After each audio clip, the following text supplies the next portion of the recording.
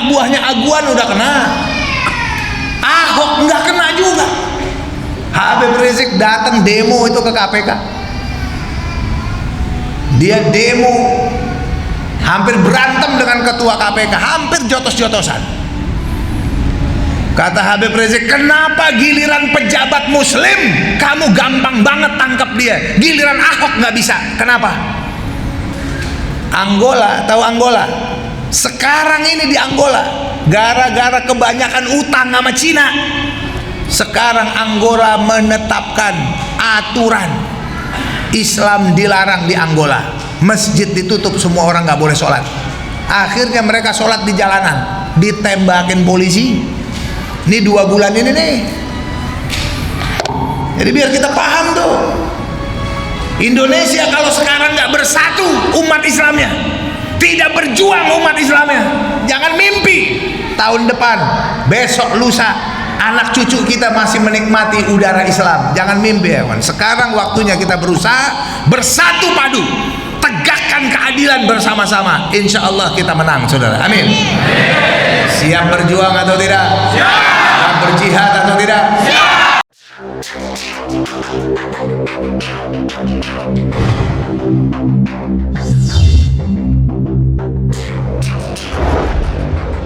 Bismillahirrahmanirrahim. Assalamualaikum warahmatullahi wabarakatuh. Alhamdulillahi rabbil alamin, wa afdalus salati wa atamut taslim ala sayyidina Muhammadin wa alihi wa sahbihi ajma'in. Ashhadu an la ilaha illallah wahdahu la syarika lah, laisa ma'ahu ilahun ghairuh, wa ashhadu anna sayyidana wa nabiyyana wa habibana Muhammadan abduhu wa rasuluhu la nabiyya ba'dah. Qala Allah ta'ala fi kitabihil karim wa huwa asdaqul qailin, ya ayyuhalladzina amanu taqullaha haqqa tuqatih wa la tamutunna illa wa antum muslimun. Wa qala nabiyyuna Muhammadun sallallahu alaihi wasallam, atau kama qala Nabi sallallahu alaihi wasallam, alaikum bil jamaah fa inna yadallahi ma'al jamaah, atau kama qala Rasul sallallahu alaihi wasallam, muballagha ad-da'wah wa adda al-amanah wa nasaha al-ummah wa jahada fi sabilillahi haqqa jihadih. Amma ba'du, ahibbail kiram yang saya hormati dan yang saya muliakan, segenap para habaib selaku zurriyahnya Rasulullah sallallahu alaihi wasallam. Cukup banyak hadir bersama-sama kita yang tidak bisa saya sebutkan namanya satu persatu. Marilah sama-sama kita panjatkan puja-puji syukur kita kehadirat Allah Ta'ala. Salawat dan salam tidak lupa kita limpahkan kepada suri tauladan kita, Nabi besar Muhammad sallallahu alaihi wasallam, begitu pula kepada keluarganya, ahlu baitnya, sahabat-sahabatnya, serta kekasih-kekasihnya yang meneruskan perjuangannya hingga hari kiamat nanti. Amin ya rabbal alamin. Saya pada malam hari ini diberi tema yang cukup bagus, cukup kuat, karena ini ya sangat aktual ya saat sekarang ini di Indonesia dan di dunia pada umumnya. Era milenial ini era informasi bebas. Siapapun orang bisa membuat berita. Tentunya karena siapapun orang bisa buat berita, setiap ada individu berarti dia bisa membuat berita. Kalau Indonesia ada 250 juta orang, bikin berita satu orang satu bisa, satu hari bisa. Apalagi yang tugasnya emang bikin berita-berita. Karena berita-berita ini bisa memiliki dampak apabila berita yang disampaikan benar atau berita yang disampaikan berita dusta, atau berita benar tapi tujuannya untuk merusak, bisa juga. Tidak semua berita boleh untuk disiarkan ya kawan. Berita ini menjadi satu tonggak kekuasaan. Kalau sekarang ini berita itu menjadi tonggak kapitalis.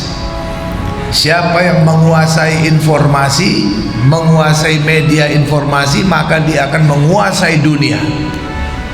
Fakta, perusahaan-perusahaan besar di dunia ini dikuasai oleh Yahudi. Kita lihat media informasi, Yahudi yang kuasai. Ini seiring sejalan. Seiring sejalan ya kawan. Di Eropa, di Amerika, semua kekuasaan media Yahudi yang pegang. Kalau sekarang mulai berimbang, kekuatan Cina mulai berimbang. Kayak di Indonesia sekarang ini Metro TV, siapa yang punya? Yahudi. Lipo Group. Lipo Group siapa yang punya? Ya, grup itu kan. Betul. MNC TV, Global TV, RCTI, Koran Sindo, iNews, yang punya satu orang, Haritanu. Nah, kita udah bisa bayangin nih, satu orang bisa punya TV banyak betul, termasuk Indovision, dia punya juga. SCTV Katolik, Kompas TV, apalagi yang agak mendingan TV One, agak mendingan tuh punya Abu Rizal Bakri. Memang beda. Ya lumayan lah, walaupun nggak berani secara terang-terangan mengungkap apa adanya secara terang-terangan, tapi lumayan lah, 25% kita merasakan dia ada objektifnya sedikit. Saudara sekalian, media mainstream di dunia ini rata-rata dikuasai oleh kepentingan kapitalis untuk merawat kepentingan mereka. Jadi ini mana yang mereka anggap berbahaya atau musuhnya diupayakan biar dihabisi melalui media tersebut. Nah, Front Pembela Islam sejak 20 tahun yang lalu sudah kenyang jadi bulan-bulanan media-media kafir Yahudi dan Cina itu ya kawan. Kenyang sudah. Segala macam perbuatan yang baik yang kita lakukan tidak pernah ada masuk televisi. Membantu masyarakat tsunami, gempa bumi di Aceh, ribuan relawan kami kirim ke Aceh. Tugas utama evakuasi mayat. Pernah masuk TV kan? Satu hari antara 300 sampai 700 mayat setiap hari. Di hadapan kita wartawan banyak, bukan main. Nggak ada masuk TV, nggak ada sama sekali. Sampai setahun kita kerja di sana tidak ada masuk TV sama sekali. Tapi giliran botol-botol minuman keras dibanting-banting, dikeluarkan dari gudang-gudang minuman keras, dihancurkan, masuk TV itu. 1 minggu nggak berhenti, bahasanya serem-serem dibuat. Kembalilah kelompok Islam garis keras, Front Pembela Islam melakukan tindakan anarkis, main hakim sendiri, melakukan pengerusakan harta milik warga. Tugas aparat diambil alih oleh FPI, padahal mereka udah dikasih tahu mereka nggak mau kerja. Korban rakyat berjatuhan terus, ya FPI bergerak. Betul tidak? Betul. Tapi begitulah. Tiap kali kita bergerak berantas narkoba, tempat-tempat perjudian, berita dengan seram. Padang tsunami, gempa bumi tsunami Padang, kami berangkat ke Padang bantu masyarakat, nggak ada yang masuk TV. Giliran warung remeng-remeng, warung jablay, pelacur, dibakar, dirubuhin, masuk TV. Bahasanya serem-serem. Inilah kelompok yang merusak citra Islam. Islam itu agama yang damai, agama yang indah, tapi dirusak oleh sekelompok orang yang mengatasnamakan pembela Islam. Mereka adalah preman berjubah. Wah, komentator orang liberal semua. Kita nggak boleh. Hak jawab nggak ada. Jangan mimpi dapat hak jawab di FPI. Nggak ada hak jawab, dan FPI tidak butuh hak jawab. Alhamdulillah dulu masih media internet ini masih jarang, Pak. Belum ada media sosial 20 tahun yang lalu. Hanya media mainstream aja, TV, koran, majalah, radio. Habis-habisan kami jadi bulan-bulanan mereka ya, Pak. Tapi sekarang luar biasa. Alhamdulillah ada media sosial. Setiap orang sekarang boleh punya handphone, boleh punya media Android. Sekarang di sini bisa untuk ada media sosialnya, informasinya, ada WhatsApp, ada Facebook, ada Twitter, ada Instagram, ada macam-macam website dengan mudah kita buka. Dan sekarang ini menjadi alat penyeimbang informasi. Menjadi alat penyeimbang. Kalau kami dapat fitnah langsung. Kayak dulu misalnya ada tanah longsor di Jawa Tengah, FPI bantu masyarakat di sana. Itu wartawan bengong aja.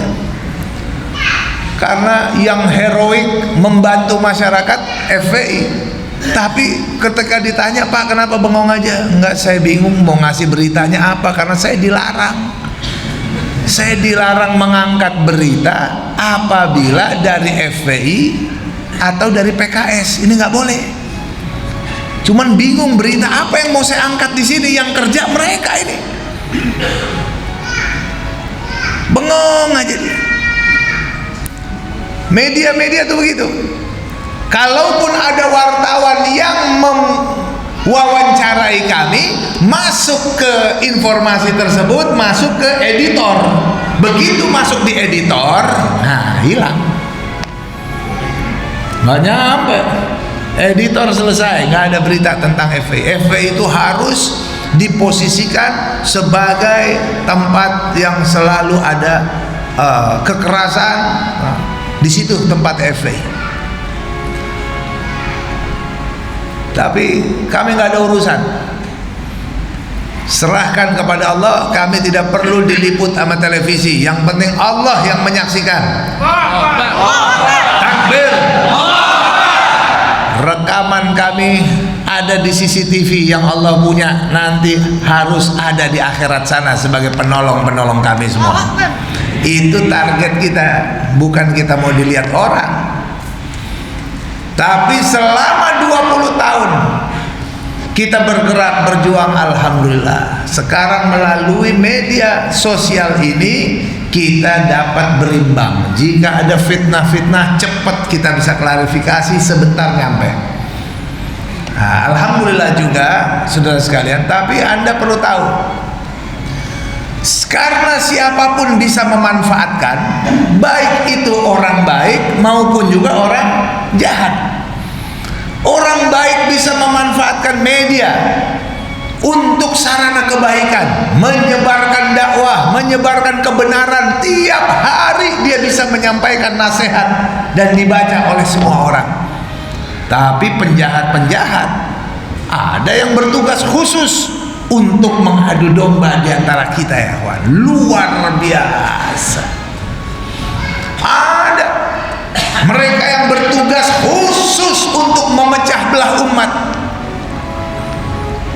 sedikit banyaknya kita punya data lah apa yang dilakukan oleh Amerika Serikat untuk memecah belah kaum muslimin, mengerjai kaum muslimin, karena mereka tahu betul umat Islam itu kalau mereka itu bersatu mereka akan kuat dan jaya, ya kawan.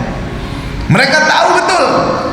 Tapi kalau mereka berpecah belah, mereka bercerai-berai, mereka nggak akan pernah punya kejayaan, nggak akan. Ini sepanjang sejarah seperti itu. Makanya mereka membuat program-program adu domba terus di tengah umat Islam. Dimunculkanlah gerakan, misalnya ada semacam perbedaan fikih, mazhab fikih ataupun mazhab akidah, dimunculkan di tengah-tengah umat Islam dengan keras.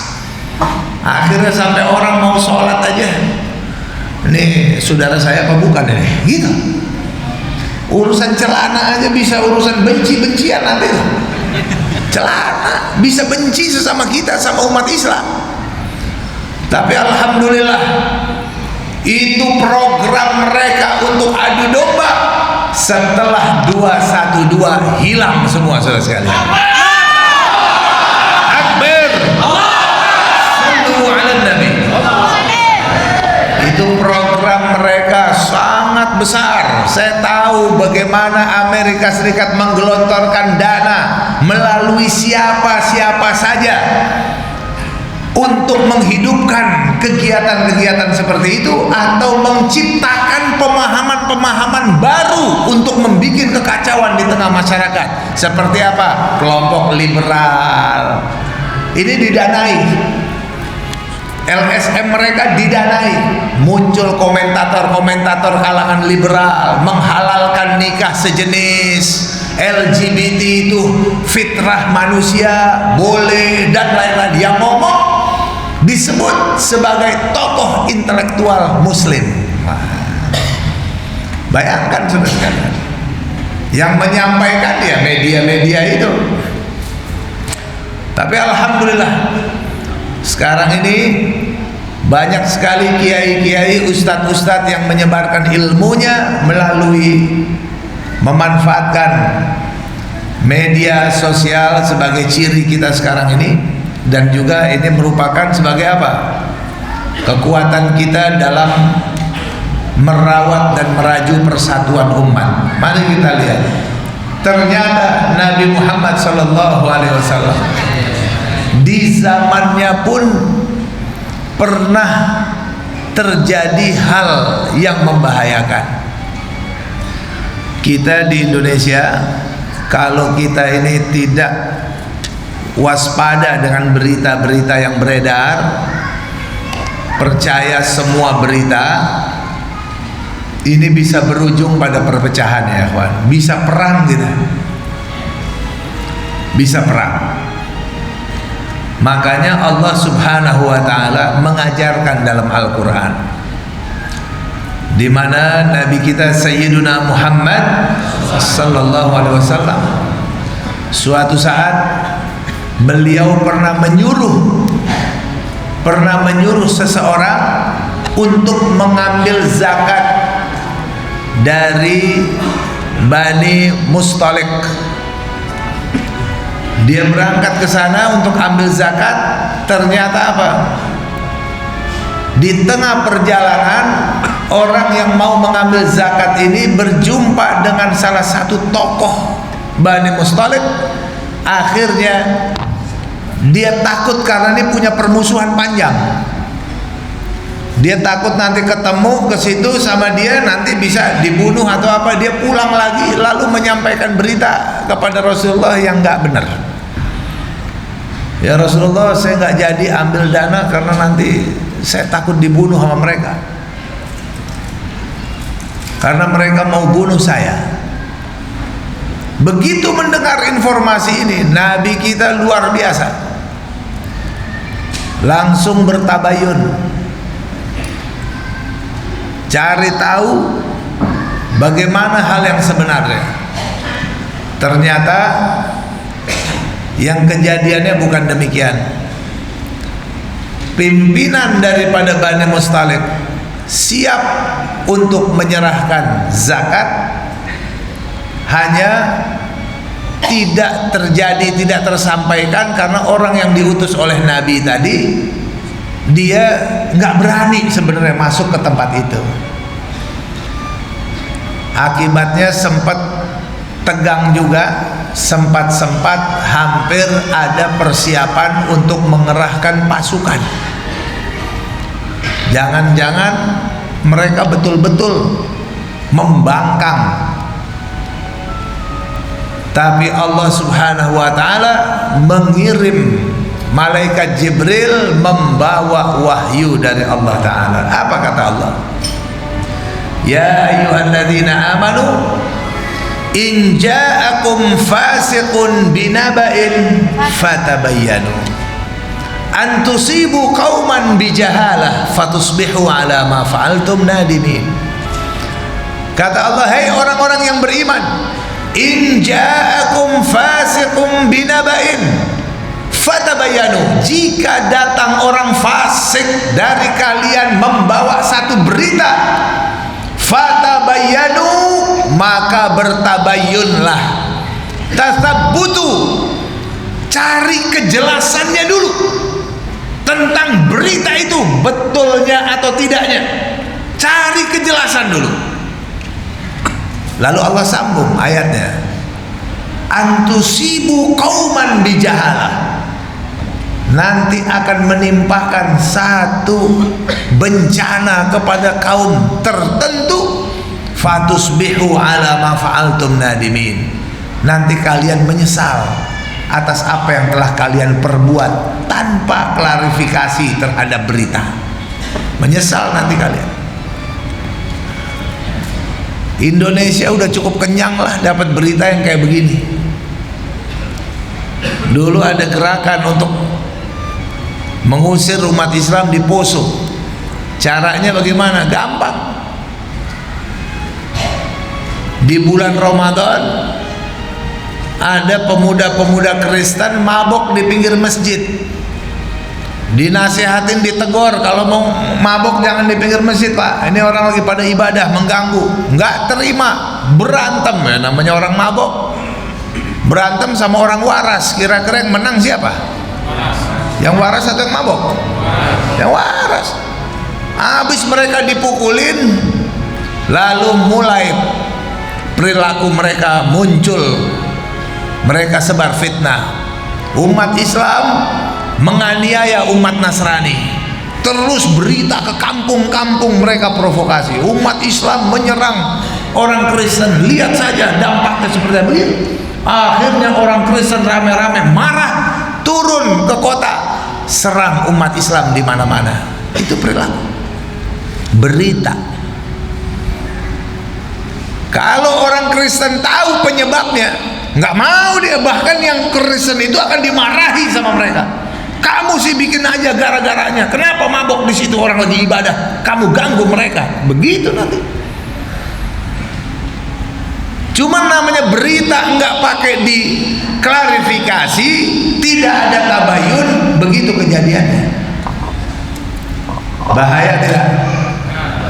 Perang panjang, saudara. Yang mati ribuan orang itu. Nggak selesai sampai sekarang itu lukanya, nggak selesai.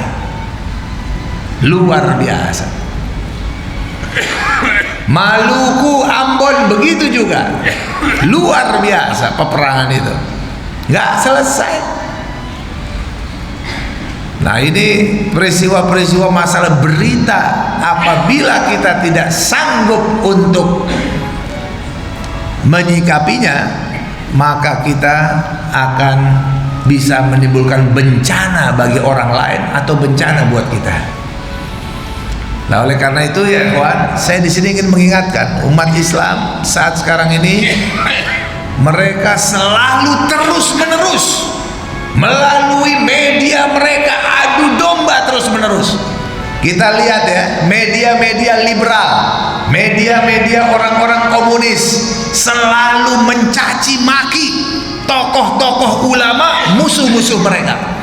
Habib Rizik, Ustadz Abdul Somad, Tengku Zulkarnain, itu habis-habisan itu mereka caci maki, tiap hari keluar berita tentang pembusukan citra mereka. Lalu apa yang kita lakukan? Apa hanya jengkel saja? Tidak, kita juga buat tiap hari menyebarkan kebenaran.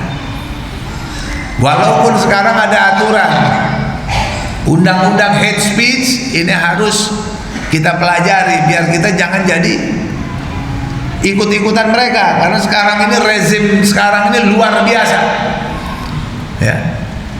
Kalau orang kita ada caci maki di media langsung ditangkap, laporin polisi, langsung dipanggil, diperiksa, proses tersangka, masuk dalam penjara. Giliran mereka itu caci maki Ade Armando, Denny Siregar, Guntur Romli, Abu Janda, Victor Lioskodat, Sukmawati Soekarno Putri, Megawati Soekarno Putri yang menghina-hina agama. Mana? Itu apalagi kerocok-kerocoknya di bawah, makin banyak yang melakukan seperti itu. Nggak ada yang kena. Satu dua lah yang kena, itu kalau rakyat udah marah besar baru kena. Kalau nggak ada tekanan nggak mau. Ahok aja menghina agama nggak kena, di demo nggak kena, baru aksi jutaan orang 4/11 baru kena tuh Ahok.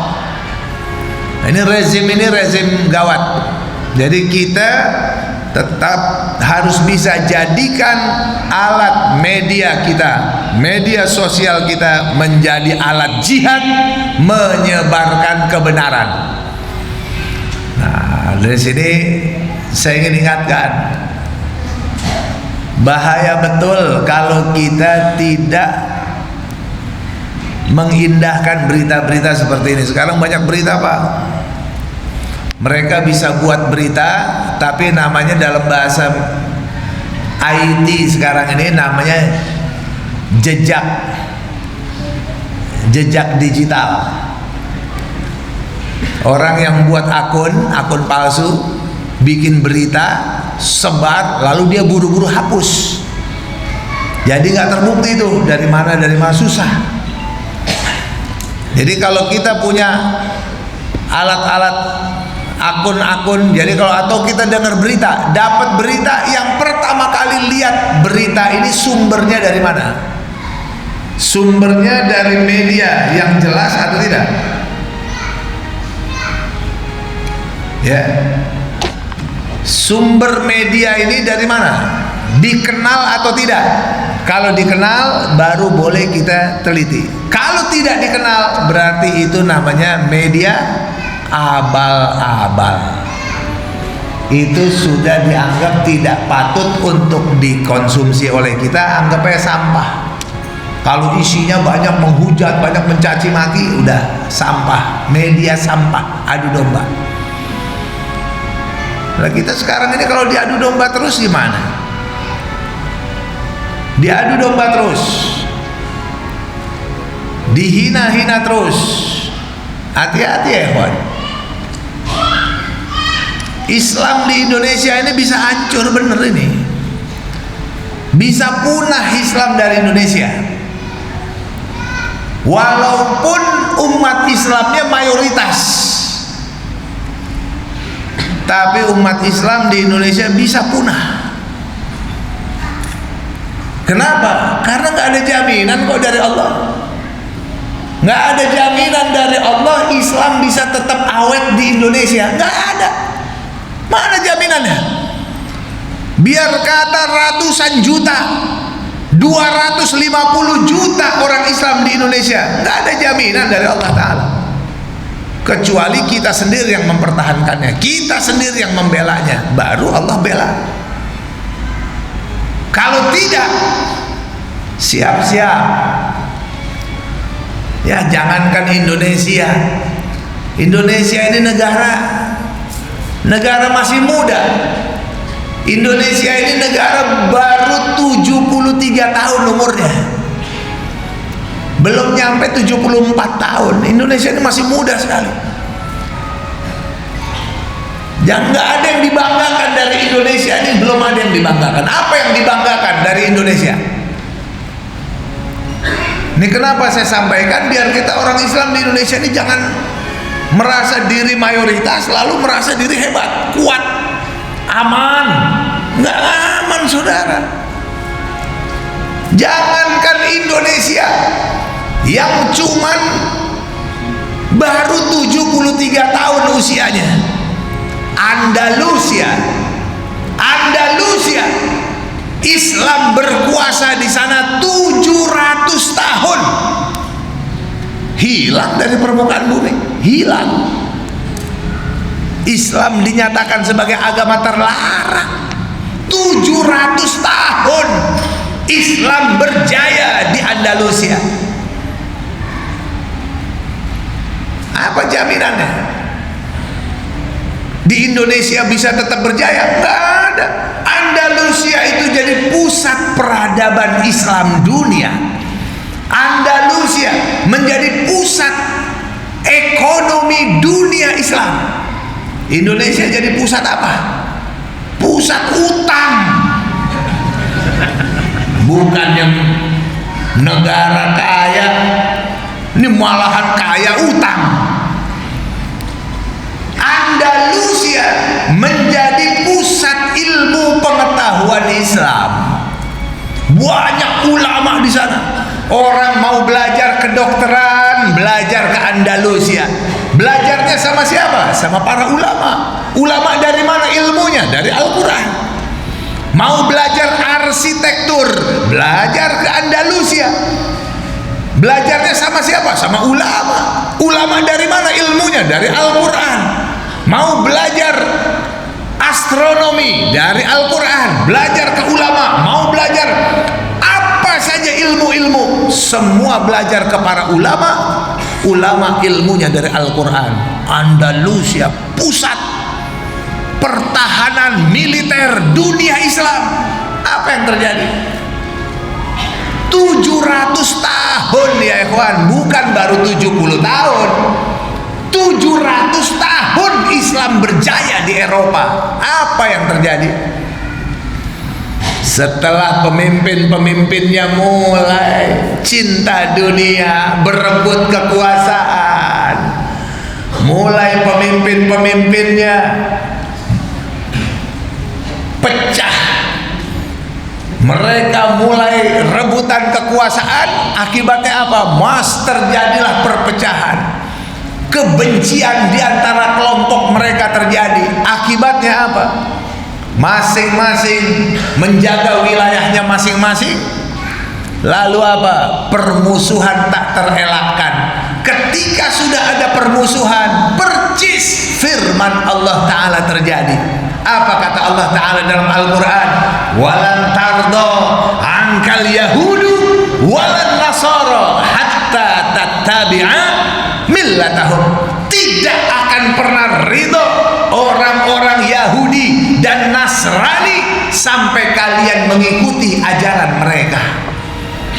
Ayat yang kedua, wala yazaluna yuqatilunakum hatta yaruddukum an dinikum in istata'u. Kata Allah, wala yazalun, ai istimrar, terus menerus orang-orang kafir itu yuqatilunakum, selalu saja memerangi kalian, hatta yaruddukum an dinikum, sampai kalian keluar dari agama kalian, inistata'u, selama mereka mampu.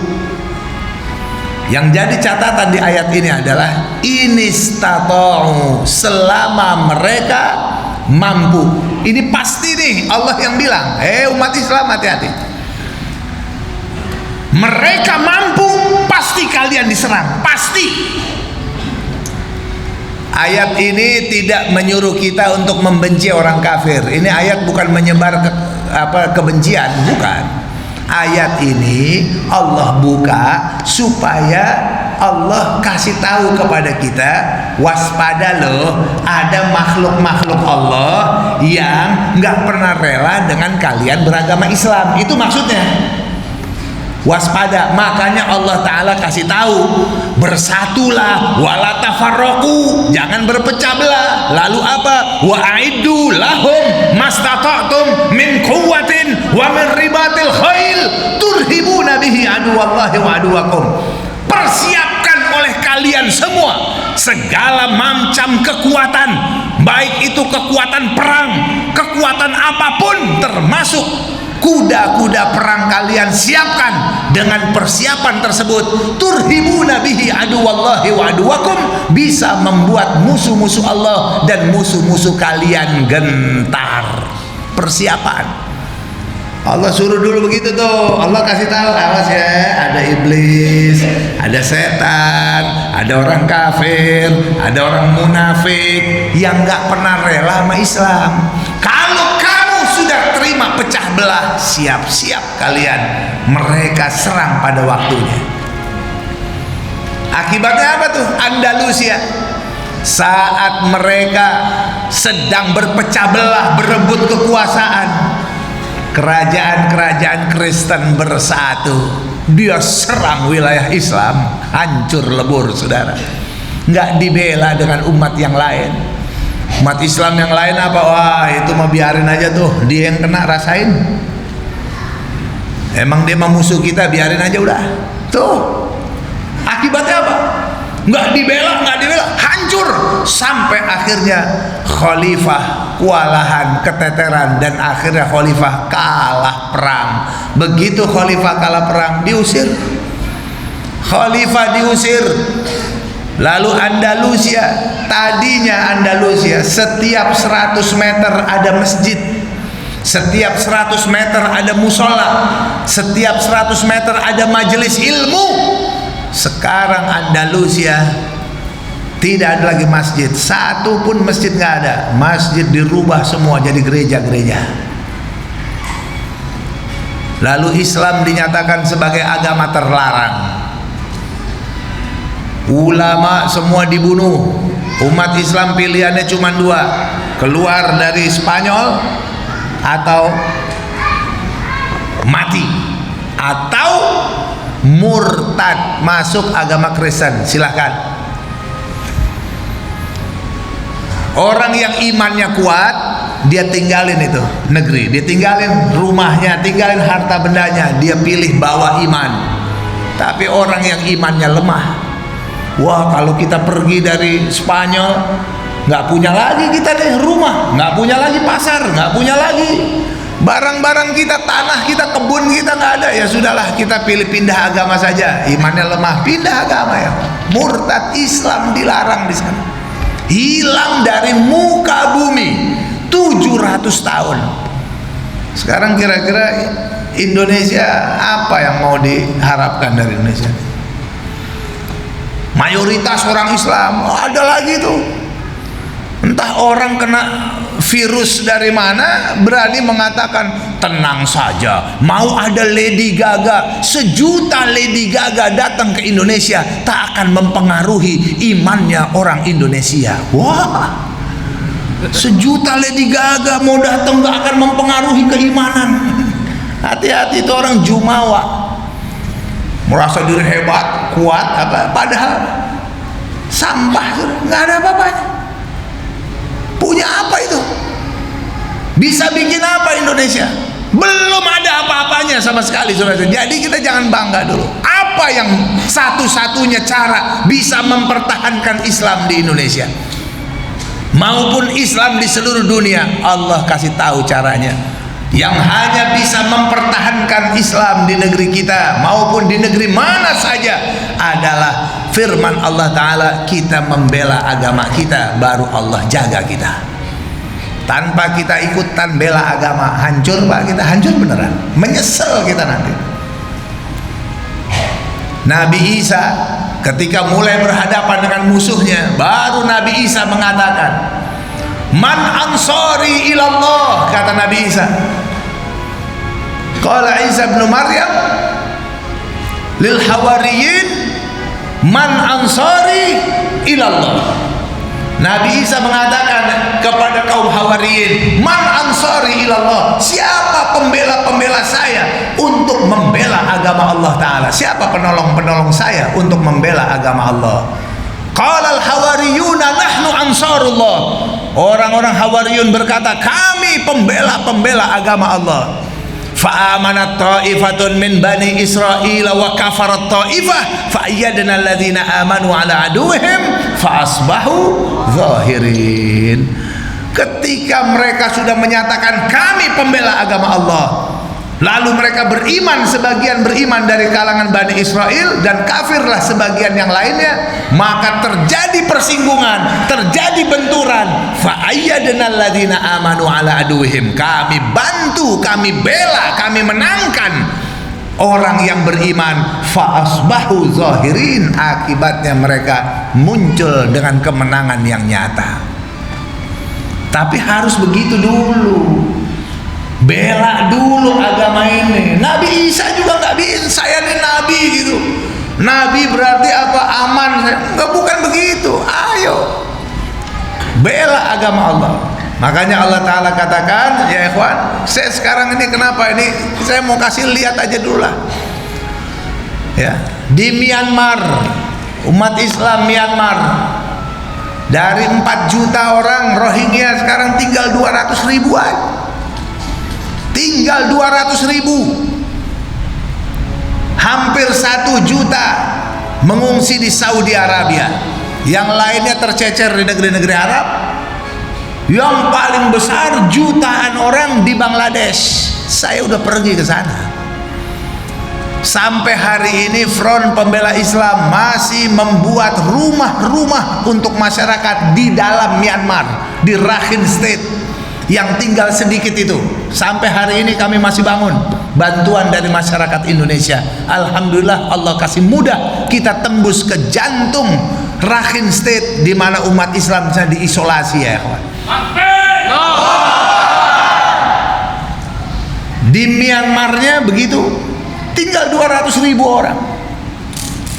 Jutaan orang, 1 juta lebih di Bangladesh. Hampir 1 juta orang mati dibantai ya kawan. Luar biasa. Bentar lagi hilang tuh, hilang Islam dari situ, kecuali yang mau masuk agama Buddha. Kalau orang Islam mau masuk agama Buddha, Rohingya boleh tinggal di situ, dapat hak warga negara Myanmar. Kalau mau masuk agama Buddha, orang sana bingung, udah biasa nyembah Allah, tahu-tahu nyembah berhala, bingung, nggak mau masuk agama Buddha. Ada lagi Xinjiang, Cina ya. Ini kita lihat nih bagaimana media mainstream milik Cina menutup habis informasi. Ini zaman milenial nih, tidak ada pemberitaan tentang pelanggaran HAM berat yang terjadi pada Muslim Uighur di Xinjiang, Cina. Nggak ada. Padahal sekarang ini sedang terjadi perlakuan biadab, pemurtadan massal. Orang Islam dipaksa jadi komunis. Laki-laki nih, kita semua laki-laki dikumpulin hampir 3 juta orang Pak, di satu tempat, dibuat semacam konsentrasi, tempat cuci otak. Di situ dipaksa untuk menerima komunisme. Tidak boleh ada orang melakukan puasa, tidak boleh ada orang melakukan sholat, tidak boleh ada orang mengaji, baca Al-Quran. Baca Al-Quran itu pelanggaran. Di Cina nih, melakukan perbuatan yang belum pernah dilakukan kekejamannya di belahan dunia manapun, belum pernah ada terhadap Muslim Uighur. Tidak boleh ada anak Uighur yang bernama Muhammad, Abdul Qadir, Abdul Rahman, Abu Bakar, nggak boleh tuh. Kalau punya nama Muhammad, langsung orang tuanya dipenjara ya. Kemudian apa? Kalau ketahuan, jadi di setiap rumah dipasang alat deteksi gerak. Jadi bukan lagi CCTV, Pak. Alat deteksi gerak. Kalau di rumah itu nampak satu gerakan yang dilarang, nih, misalnya ketahuan baca Al-Quran sama anaknya atau panggil guru, kelihatan itu rumah langsung besok digembok. Orang nggak ada yang boleh masuk lagi rumah itu. Orangnya langsung ditangkapin, baik dewasa maupun anak-anak. Dari mana kita tahu? Taunya dari orang-orang yang berhasil keluar, lalu mereka cerita apa yang mereka alami selama ini. Itu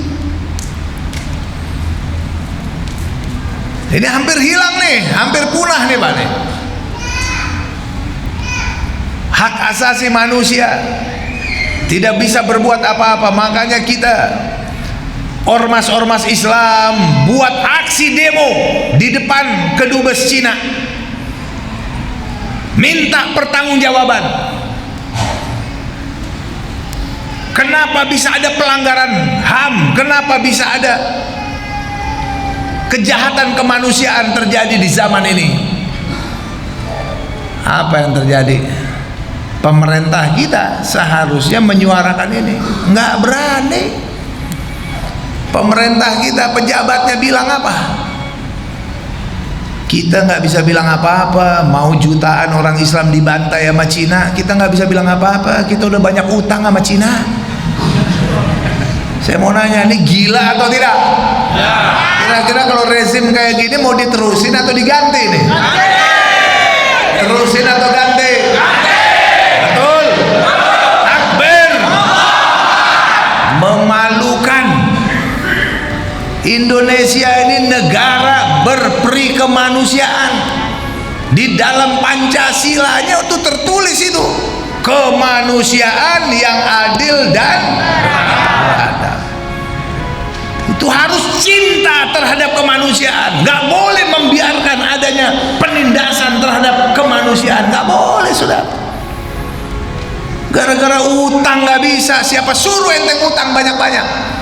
Makanya Nabi udah kasih tahu, Nabi Muhammad itu udah ngasih tahu dalam doanya, wa a'udzubika min ghalabatid dain wa qahrir rijal. Aku berlindung kepadamu ya Allah daripada kebelit hutang dan tekanan orang-orang. Tuh, utang dan tekanan. Artinya Nabi kasih sinyal di sini, ada hutang, ada tekanan, intervensi asing. Ente ngutang, ente diintervensi sama mereka. Nabi udah kasih tahu. Nabi Muhammad lagi datang, ada sahabatnya meninggal dunia. Dia datang ke masjid mau menyolatkan. Lalu apa? Nabi bertanya terlebih dahulu, apakah orang ini punya hutang? Lalu sahabat Nabi menjawab, huwa alayya dain. Dia punya hutang sama saya. Langsung Nabi bilang apa? Kalau gitu kalianlah yang sholatkan, aku keluar dulu. Keluar, ditinggal sama Nabi.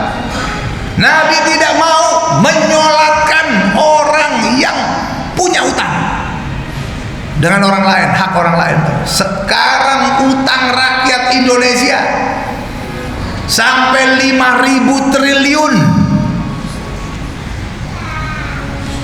Orang Indonesia yang baru lahir, baru merojol ibunya, beranak, anak masih oe-oe, udah punya utang 30 juta. Dia mah enak aja, ngutang. Enak bener tuh, ngutang yang bayar siapa itu? Yang bayar siapa kira-kira? Rakyat yang bayar.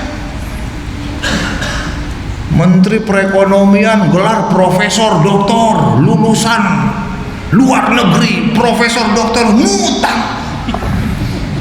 bukannya bayar utang, meningkatkan ekonomi negara, ini malah nambah utang. Wah, kalau nambah utang sih anak SD juga bisa, nggak perlu profesor. Kalau cuman bisa ngutang doang, ini bikin malu ya kawan yang kayak begini nih. Nggak berani negara membela saudaranya di Uighur gara-gara punya banyak utang. Ini keterlaluan ya kawan. Ya, jadi dari sini saya ingin ingatkan buat kita semua, hati-hati betul. Nggak ada jaminan Islam tetap awet di Indonesia. Apalagi kemarin-kemarin zaman Ahok. Wah, biar kata umat Islam ratusan juta, udah nggak dihargai. Biar kata habaibnya banyak, kiainya banyak, ustadznya banyak, nggak dihargai. Zaman Ahok jadi gubernur. Waduh, kita tahu kan sama-sama kan, betul apa tidak? Betul. Rasakan kita sama-sama. Orang Islamnya ratusan juta. Zaman Ahok jadi gubernur, Monas, tahu Monas? Tahu. Biasa dipakai pengajian sebulan sekali oleh almarhum Habib Munzir. Dipakai pengajian sana. Ahok jadi gubernur, dikunci pintu Monas. Dia bilang, kenapa nih nggak boleh ngaji? Ini bukan tempat pengajian. Monas itu tempat rekreasi. Kamu kalau mau ngaji di sono, di masjid. Bayangkan ya. Didatengin sama habaib, sama kiai-kiai, didatengin, dialog, diskusi. Pak, kenapa Pak? Emang ruginya apa, salahnya apa? Itu kan sembari rekreasi juga orang mau ngaji di Monas. Toh rakyat Bapak juga. Tidak, Anda mau ngaji di masjid, bukan di Monas. Nggak dikasih. Bayangkan itu. Kurban dilarang. Umat Islam dilarang potong hewan kurban di masjid-masjid, sekolah-sekolah, dan kantor-kantor. Nggak boleh ada pemotongan hewan kurban. Kalau mau motong hewan kurban di TPH, tempat pemotongan hewan. Di mana tuh tempat pemotongan hewan? Di jagal-jagal. Di pasar ada jagal tempat motong, itu di situ. Akhirnya didatengin sama kiai-kiai, sama habaib. Ente mau bikin peraturan begini, sudah bikin perangkatnya atau belum? Misalnya setiap RT ada satu lapangan disiapin di situ, tempat khusus motong. Atau setiap RW lah, setiap RW ada satu lapangan khusus tempat motong. Udah dibuat atau belum? Kalau begitu sekarang motong adanya di jagal. Jagal masih sedikit sekali, berarti bisa ngantri motong hewan itu, bisa ngantri sampai 100.000 ekor kambing satu jagal. Kapan selesainya tuh kurban? Betul? Kapan selesainya? Motongnya kapan? Pembagiannya kapan? Kurban itu cuman sebentar. Selesai hari tasyrik, selesai kurban. Nggak ada lagi kurban. Lebih dari itu bukan kurban namanya. Masya Allah, nggak dilarang. Makan Ahok bikin peraturan, dilarang jualan hewan kurban di trotoar jalanan. Ini bikin jorok, pemandangan kota saya jadi jorok. Masya Allah, ibadah orang Islam dibilang jorok. Akhirnya saya demo, ribuan orang kita kirim itu, nggak ada urusan. Ribuan orang FPI demo, dia dibentrokin di depan kantor DPRD, bentrok sama polisi, ditembakin sama polisi, ratusan orang luka-luka, 21 orang anak buah saya masuk penjara, 1 mati dalam penjara. Kita doakan yang mati-matinya mati syahid, amin. Nggak ada harganya udah. Ibadahnya orang Islam bisa dibilang jorok, bukan main saudara sekalian. Udah nggak ada. Dia hina. Ibu-ibu jangan mau percaya ya, jangan mau dibohongin pakai surat Al-Maidah 51 macem-macem itu. Ada nggak yang bilang begitu? Ahok bilang nggak seperti itu? Di Indonesia ini berani dia bilang jangan mau dibohongin. 51 macem-macem itu. Marah umat Islam. Nggak kena hukum.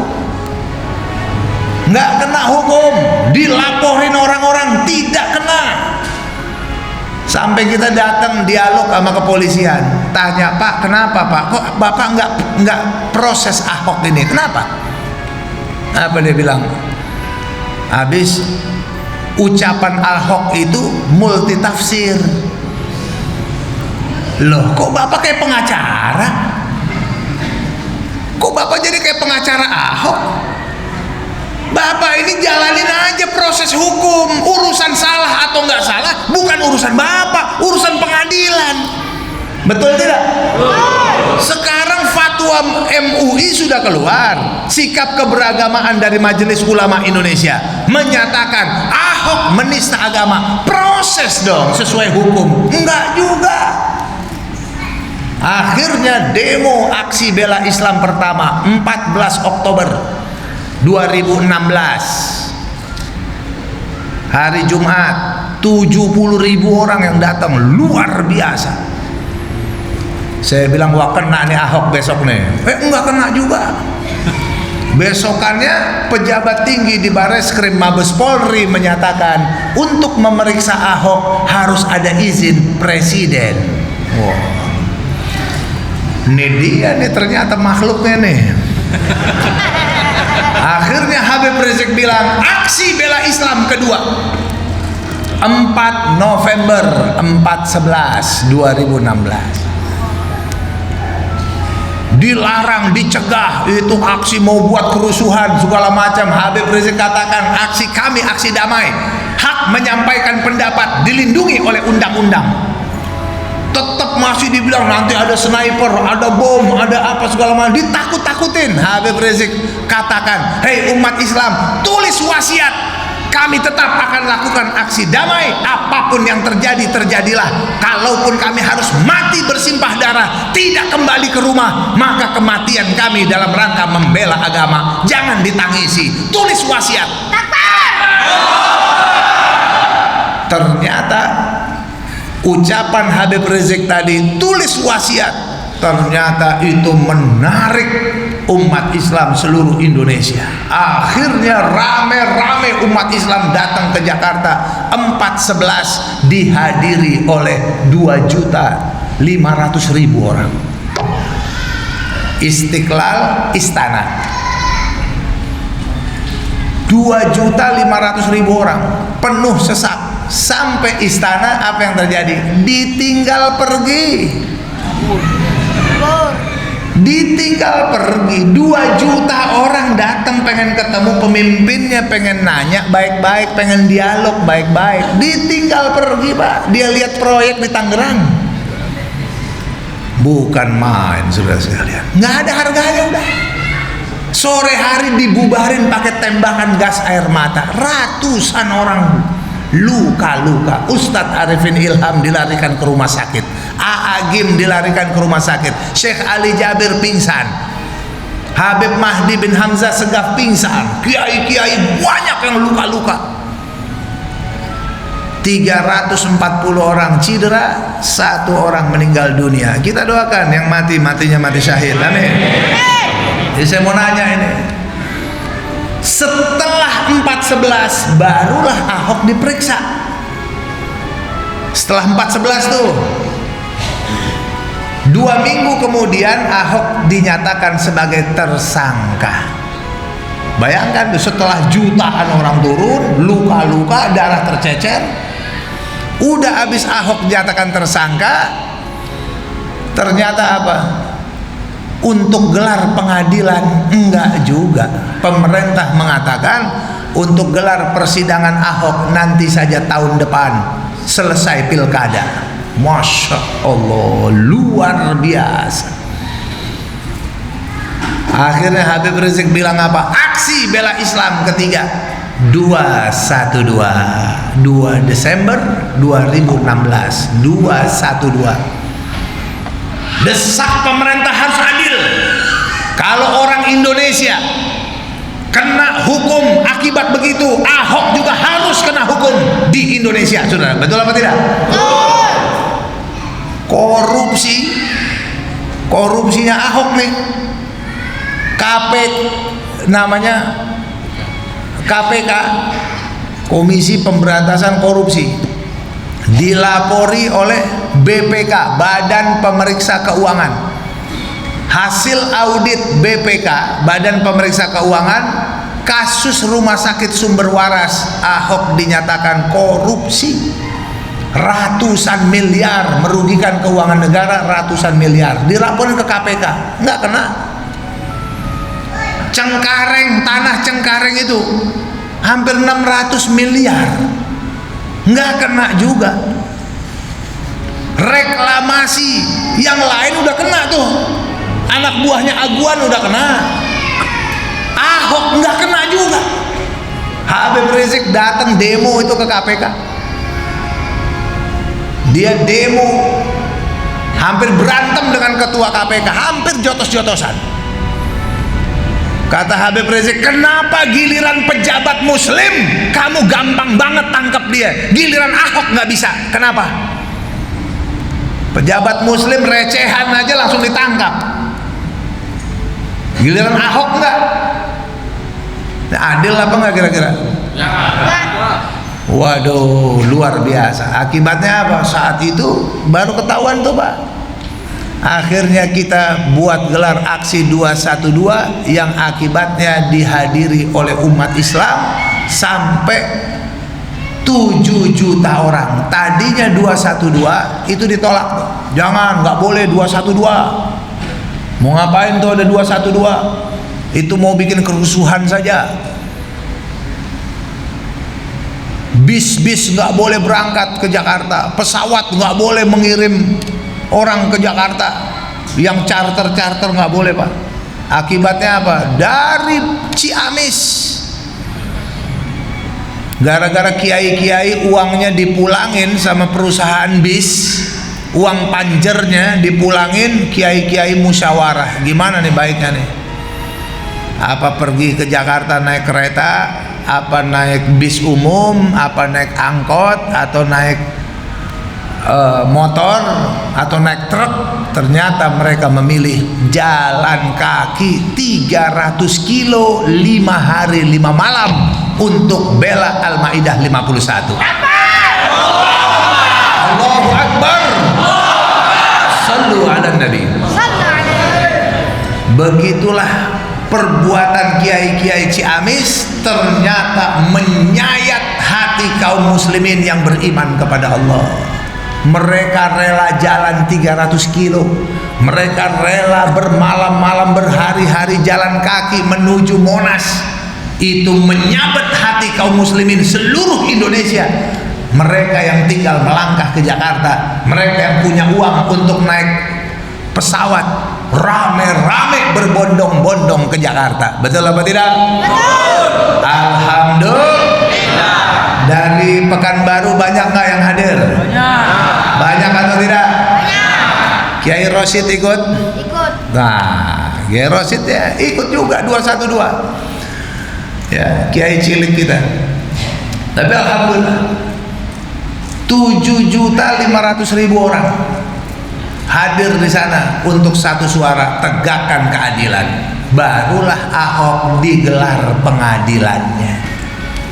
Kalau nggak ada 212, jangan mimpi Ahok digelar pengadilan. Nggak ada Pak, nggak ada. Itu omong kosong itu saudara, omong kosong. Makanya sekarang buat kita baru sadar nih, alhamdulillah 212 kemarin bersatulah umat Islam dari seluruh kelompok. Betul tidak? Seluruh organisasi bersatu, seluruh kalangan Islam bersatu padu, seluruh kelompok Islam yang hak mereka bersatu padu. Nggak ada lagi tuh pembahasan soal khilafiyah, furu'iyah. Stop, masing-masing kerjain sendiri-sendiri. Kita berjalan pada persatuan dan cinta kasih di antara kita. Alhamdulillah.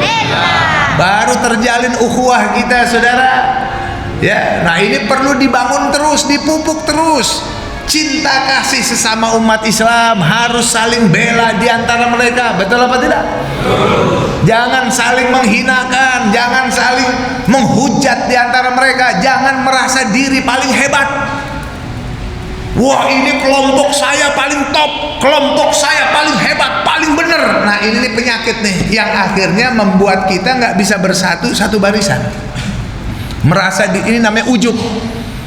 Penyakit ujub, merasa diri paling hebat. Kelompok saya ini masya Allah ibadahnya paling banyak, saya paling top. Yang satu lagi masya Allah saya paling kuat akidahnya, paling bersih. Yang satu lagi saya paling berani jihad. Yang satu lagi saya amar ma'ruf nahi munkar paling top. Yang satu lagi macem-macem paling hebat. Itu harus diredam, di stop, jangan dipupuk terus. Kita semuanya saling membutuhkan di antara kita dan yang lainnya. Betul apa tidak? Ini penting untuk kita bangun ukhuwah Islamiyah di antara kita di era milenial ini. Bangun cinta kasih. Kalau ada saudara-saudara kita yang ditindas, wajib kita bela mereka. Terus menerus umat Islam di Palestina bela mereka. Terus menerus bela mereka. Myanmar bela mereka. Sekarang ini Anda perlu tahu, Afrika Tengah Islam sudah dinyatakan sebagai agama terlarang. Ratusan masjid dibongkar ya kawan. Sekarang nih cerita 1 tahun ini. Jadi jangan Anda berasa diri hebat di sini. Ntar dulu, ini negeri udah banyak PKI-nya udah berjaya sekarang. Penista agama udah dilindungi, komunis dilindungi, ulama dinistakan, ulama dipersekusi. Saya dipersekusi di Kalimantan Tengah, gubernurnya orang PDIP, Teras Narang, nyerang saya. Dayak usir itu. Pesawat saya mendarat dikepung sama Dayak. Padahal orang Dayak nggak anti Islam. Di Kalimantan Barat sama. Gubernurnya Cornelius dari PDIP juga. Ngerahin Dayak, usir itu Sobri Lubis, ketua umum FPI. Diusir di bandara, Pak. Baru kali ini nih. Masya Allah. Ustadz Abdus Somad dipersekusi di Bali. Betul tidak? Di Bali, dia nggak boleh ceramah, disuruh nyanyi Indonesia Raya, disuruh cium bendera merah putih, dituduh anti Pancasila, disuruh baca Pancasila, kurang ajar. Ulama disuruh baca Pancasila. Saya kalau disuruh nyanyi kayak begitu, disuruh baca Pancasila, saya mending suruh berantem sampai mati sama dia. Ngapain saya suruh baca Pancasila? Pancasila itu lahir dari rahim Islam. Pancasila itu lahirnya dari ulama, dari ajaran Islam. Makanya orang-orang non-Islam hidup dengan tenang di Indonesia, nggak ada pembantaian kepada mereka. Betul apa tidak? Itu Islam. Mau kiai disuruh, itu penghinaan namanya, saudara sekalian. Suruh ngajarin Pancasila, padahal Pancasilanya dari rahim Islam. Jelas atau tidak? Nah, saudara sekalian, Habib Hanif dan Habib Bahar bin Smith dipersekusi di Manado. Masya Allah, gubernurnya juga yang ngusir. Luar biasa. Sekarang nih ulama diserang sama orang gila, ada nggak? Ulama diteror, kiai-kiai, ustadz-ustadz, imam masjid diteror, rumahnya disilang-silang, ditandain, dicat, disilang, didatengin orang gila, kiai dibacok sampai cacat, di Bandung dilinggis kepalanya sampai mati. Terus begitu ditangkap, rame-rame bilang orang gila. Rame-rame jadi orang gila. Wah, polisi kita cuman bisa nangkep orang gila. Bingung saya. Orang gila mana yang bisa bersepakat ya, ikhwan? nanti kamu serang rumah sana, ntar ditangkap ngaku gila ya. Ya, nanti saya serang Kiai anu, nanti kayak kalau ditangkap bilang gila. Kamu juga sana. Di mana tempat? Di Banten Kiai dibacok, di Sumedang mati dibacok, ditangkap orang gila. Masa cuma bisa sebatas mengungkap orang gila?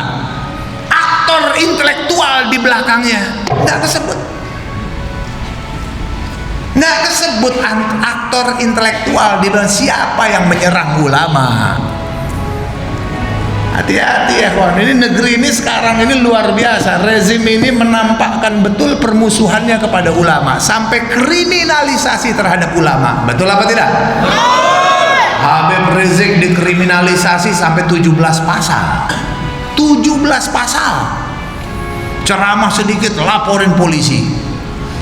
Tapi nggak ada urusan. Yang penting kita sekarang ini tetap bersatu. Betul apa tidak? Betul. Saya mau kasih bocoran. 212 itu tadinya mereka datang ke Habib Rizik, ada utusannya minta supaya Habib Rizik membatalkan 212. Kenapa? Dia bilang cukuplah 411 itu aksi paling besar. Jangan ada lagi yang lain. Ini kita nih investor Cina pada ketakutan ngelihat 411 itu. Habib Rizik kan lagi bangun pesantren. Sudahlah Habib, nggak usah lagi demo-demo lagi. Kita mau bantu Habib Rizik 1 triliun. 1 triliun nolnya berapa tuh Pak? Banyak. Tuh kalau 1 triliun dibeliin es cendol, Pekanbaru tenggelam. 1 triliun. Bapak Ibu sekalian, kita lihat tuh Habib Rizik tolak. Habib Rizik katakan, katakan kepada kau punya teman itu, nggak usahlah tawarin kita macem-macem. Kita nggak pernah mengganggu mereka kok. Mereka mau datang, mau berdagang di Indonesia silahkan, kita nggak pernah ganggu. Mereka mau jadi pengusaha silahkan, mereka mau jadi pedagang silahkan, mereka mau jadi konglomerat silahkan, kita nggak pernah ganggu kok. Mereka mau jadi orang kaya raya silahkan, tapi begitu sudah jadi kaya raya, jangan terus setelah ekonomi negara mereka kuasai, jangan terus kekuasaan mau diambil alih dong. Ngatur-ngatur presidennya si anulah, gubernurnya si anulah, beda agama dipaksakan, komunis dihidupkan, penista agama dibiarkan, LGBT, narkoba. Kalau modelnya seperti ini, mau ambil alih kekuasaan negara, waduh, pribumi kebagian apanya? Ini pribumi kebagian apanya lagi? Kakek nenek kita yang sabung nyawa dengan para penjajah, betul tidak? Betul. Kakek nenek kita yang berceceran darah menyuburkan negeri ini lawan penjajah. Setelah mereka keluar penjajahnya, sekarang masa jadi budak di negeri sendiri? Nggak terima. Habib Rizik katakan, kalau modelnya seperti ini, demi Allah sampai tetes darah penghabisan, saya tetap berjuang sampai tegak keadilan di Indonesia. Saudara-saudara. Akbar, Akbar, sallu ala nabi. Jadi Habib Rizik mikirnya, kalau mikir duit dia udah cukup Pak. Yang dia pikirin bukan itu. Ini negeri harus diselamatkan. Kalau enggak hancur Pak kita umat Islam. Jangan menyesal, jangan menyesal. Ya, komunis ini kejam Pak, kejam, biadab Pak. Jangan menyesal. Angola, tahu Angola? Sekarang ini di Angola, gara-gara kebanyakan utang sama Cina, sekarang Angola menetapkan aturan Islam dilarang di Angola. Masjid ditutup, semua orang nggak boleh sholat. Akhirnya mereka sholat di jalanan, ditembakin polisi. Ini 2 bulan ini nih.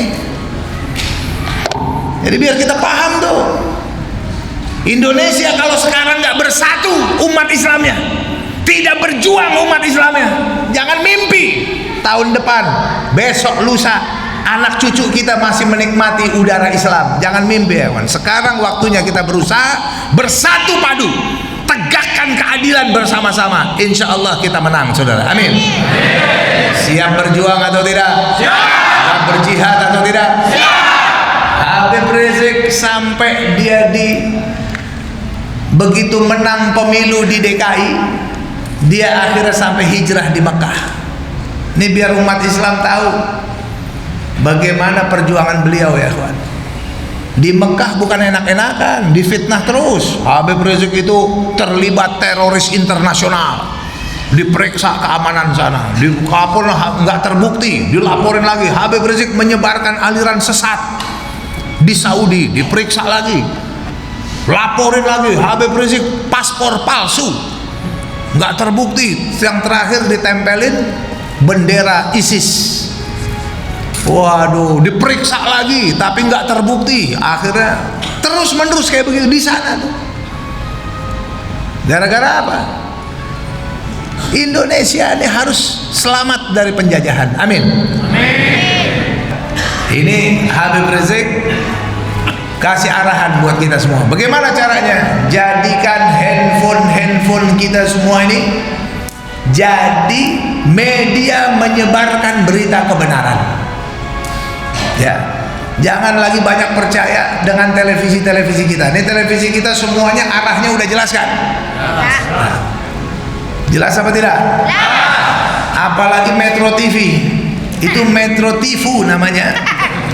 Bapak Ibu sekalian, lebih baik di rumah ambil remote, ya Bu ya, Bu, ambil remote TV, cari Metro TV, lalu pencet menu, lalu cari tulisan delete, lalu pencet, insya Allah hilang tuh.